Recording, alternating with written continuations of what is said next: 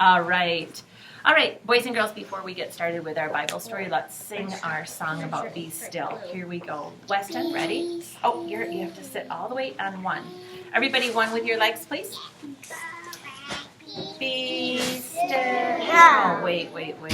Not good. Here we go. This is still hands, remember, friends? Be still and know that God is here. Be still and know that God is here.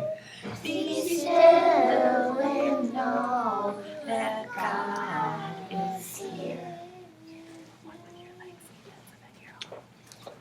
All right, boys and girls, we are getting into a little bit of a different story time. Garrett, scoot just a little tiny bit. There we go. And new people that we're going to talk about in our story time. New people. That one. The king. We're still, please. Still. Our bodies are still. Our minds are still ready to learn. New people that we're going to talk about. King David is no longer the king. He died, and his sons started to become kings, and his sons and grandsons after that. And this is the sad part of the story. Oh dear. These kings were not good. They forgot the one true God. God's first command to us: love nobody else. Worship. Don't bow down to anybody else. Do you remember that's his first command? Love God. And these kings of Israel, they forgot. Gunnar, they were bowing down to other gods. So they forgot. They were. Simon, say that again. Who are they bowing down to? Baal. And Baal was a god that a lot of the people around the Israelites worshipped, and the Israelites started doing it too. God sent this man. His name was Elijah. Elijah was a prophet, and Elijah had a very important job to do. First of all, he listened to God. Benjamin, he was God's prophet who listened first, and then he told the people. Isn't that what we have to do nowadays too? We have to listen to God first before we can tell other people about him. And Elijah was all about it. He listened. There was this awful king, King Ahab. Oh, wait just a minute, Eli. King Ahab was awful. He was evil. He had an evil heart. His heart was only for himself. He did not believe in God. And his wife, her name was Jezebel, and she was not a good queen either. She did not obey God. These two together were very wicked. And Elijah, evil, sinful, bad. They made bad choices, really bad choices. And Elijah came to tell them, no more. You have to worship the one true God. This is what God says. And they hated Elijah, and they wanted him dead. They said, nobody can tell us what to do. And Elijah said, God is the only one. He's the one that should tell you what to do. And so Elijah had to go and hide from King Ahab and Queen Jezebel. And he went far away and he hid in a cave. And do you know what? God was with him in that cave. And God did something amazing. God's always with him. Ezra, that is so true.